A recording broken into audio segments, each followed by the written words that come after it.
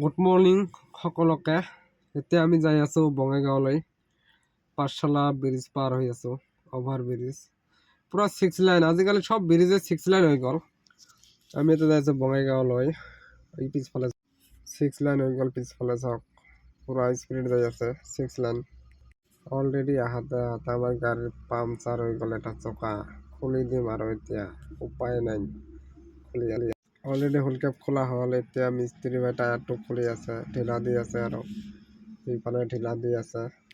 ঢিলা হৈ গ'ল, মই টায়াৰ ওলাই দিলো। চাওক ইফালে চাওক, ওলাই দিলো মই টায়াৰ। ইফালে টায়াৰ খুলি আছে, চাওক খোলা হ'ল। ইফালে টায়াৰ খুলি আছে, এতিয়া লগাম। অলৰেডি লগা হৈ গ'ল। এতিয়া আমি যাম বঙাইগাঁৱলৈ, পাম্পত খালী কৰিম। এতিয়া লগা হৈ গ'ল, টায়াৰ দি আছে চাওক।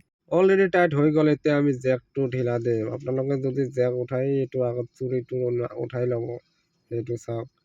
তাৰপিছত কি কৰিব, উঠাই লৈ কেনে তাৰপিছতে চাবিটো ঢিলা দিব, নহ'লে আৰু গ'ল। চাবিটো ঢিলা দিলোঁ, পৰি গ'ল।